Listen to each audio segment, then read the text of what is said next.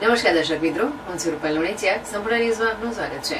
આગામી જિલ્લા તાલુકા પંચાયતની ચૂંટણીઓને લઈ કોંગ્રેસ દ્વારા તૈયારીઓ હાથ ધરાઈ છે. ત્યારે વડગામ ખાતે કોંગ્રેસની હાથ સે હાથ જોડો યાત્રાના કન્વીનર ઇન્દ્રનીલ રાજ્યગુરુ ન્યાયયાત્રા સાથે વડગામ પહોંચ્યા હતા, જ્યાં બનાસકાંઠા જિલ્લા કોંગ્રેસ દ્વારા તેમનું ભવ્ય સ્વાગત કરવામાં આવ્યું હતું. આ યાત્રાને લઈ વડગામ ખાતે કોંગ્રેસના આગેવાનો કાર્યકરોની મીટિંગ યોજાઈ હતી, જેમાં ઇન્દ્રનીલ રાજ્યગુરુએ કાર્યકર્તાઓને સંબોધતા સરકાર સામે આક્ષેપો કર્યા હતા. હાલમાં ગુજરાતમાં ભાજપની સરકાર દ્વારા દરેક ક્ષેત્રે ભ્રષ્ટાચાર આચરવામાં આવી રહ્યો છે. લોકો આ સરકારના ભ્રષ્ટાચારને લઈને પરેશાન છે. સરકાર ભ્રષ્ટાચાર કરનાર નાના અધિકારીઓને પકડીને જેલમાં પૂરે છે, જ્યારે મોટા અધિકારીઓ પકડાતા નથી. સરકાર દ્વારા કરવામાં આવતા ભ્રષ્ટાચારને લઈ લોકો જાગૃત થાય અને લોકો સરકાર સામે અવાજ ઉઠાવે અને લોકોને ન્યાય મળે તે માટે આ ન્યાયયાત્રાની શરૂઆત કરવામાં આવી છે. વડગામ ખાતે ન્યાયયાત્રા દ્વારા પત્રિકાઓનું વિતરણ પણ કરવામાં આવ્યું હતું. કોંગ્રેસની આ ન્યાયયાત્રાને લઈ કોંગ્રેસ જિલ્લા પ્રમુખ સહિત કાર્યકર્તાઓ આગેવાનો મોટી સંખ્યામાં હાજર રહ્યા હતા. અમારી આ ન્યાય યાત્રાના ભાગરૂપે લોકોને જાગૃત કરવાનો પ્રયત્ન છે.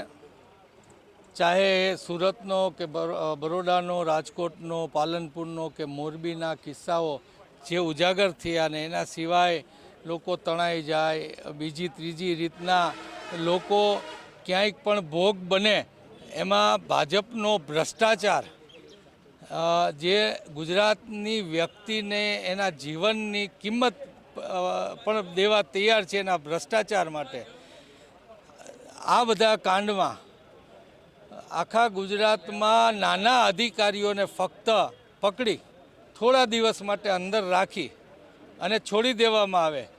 જે અધિકારીઓ ખાલી ભ્રષ્ટાચાર લેનાર છે, ભ્રષ્ટાચાર કરનાર ભાજપના પદાધિકારીઓ મોટા ઓફિસરો દ્વારા આ સરકારમાં પહોંચતો પૈસો એ ભ્રષ્ટાચારને ઉજાગર કરવા માટે પહેલાં તો પરસેવાના પૈસા જ ભ્રષ્ટાચારમાં જતા, હવે તો લોકોની જિંદગી જાય તો પણ અમારો ભ્રષ્ટાચાર ન અટકવો જોઈએ એવું ખુલ્લેઆમ ભાજપની સરકાર વર્તી રહી છે. ત્યારે ગુજરાત હાઈકોર્ટની સિરિયસનેસને પણ અવગણે એના ભ્રષ્ટાચાર માટે એ હદે પહોંચેલી આ સરકાર વિરુદ્ધ લોકો જ કંઈક કરી શકે, એટલે લોકોને જાગૃત કરવા માટે અને એમને ન્યાય મળે, લોકોના નાના નાના પ્રશ્નો માટે ન્યાય મળે.